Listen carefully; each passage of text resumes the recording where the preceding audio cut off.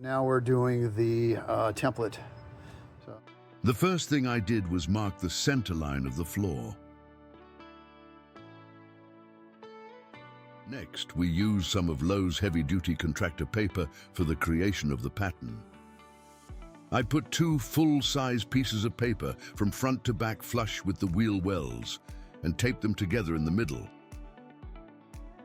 Then the next step was to cut smaller pieces of paper, which makes it really simple to extend out toward the entryways and make contoured pieces to follow the front and back of the wheel wells.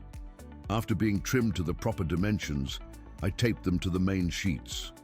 2x2s and the 1x2s underneath here, and I'm going to go ahead and mark all those out. With the pattern secured on the van floor, it was easy to locate the battens with your fingers and find and use a straight edge and marker to mark the centers and the ends of each of the boards. This will be useful later to make pilot holes for your screws in your plywood prior to installing it.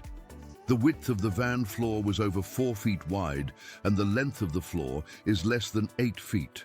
So I decided I would cut the boards lengthwise.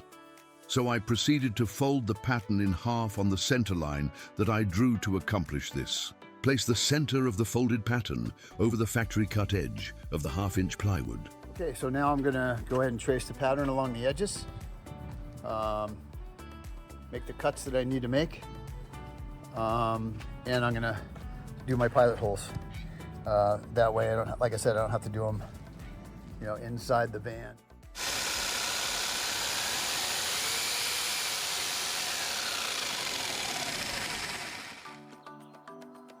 So the first piece of plywood cut, and came out just how I liked it, right down the center line.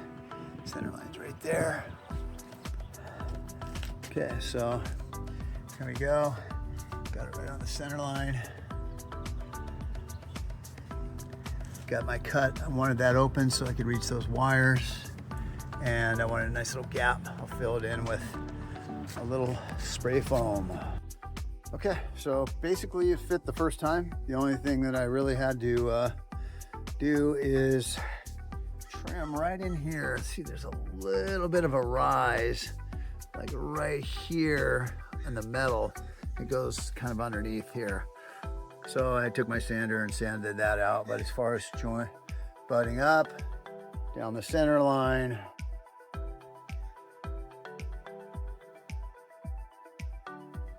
I think I'll call it a win. After the test fit, we removed the plywood for countersinking the pilot holes we drilled earlier using an 82 degrees countersink bit. It makes for a clean installation of the flush-headed screws. I used self-tapping flush screws 1.5-inch long for most of the floor. Then I sanded and cleaned the boards before installing them. Before I put the boards down for the final install, I put a small amount of Loctite PL3 adhesive. This stuff is amazing for wood to metal and wood to wood, and take my word from experience, it will tear the wood apart before the bond gives way. Set your clutch to low and then increase it when driving screws so you won't strip them.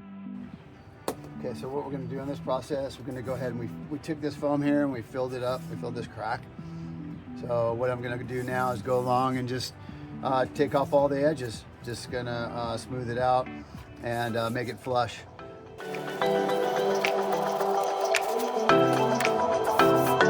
That's basically it. Okay, so that wraps it up with our plywood floor install. If you have any further questions or comments, please leave them below. Make sure to keep your floor pattern because we'll need it to cut out our vinyl flooring in the next video. We'll see you in the next video, and thanks for watching.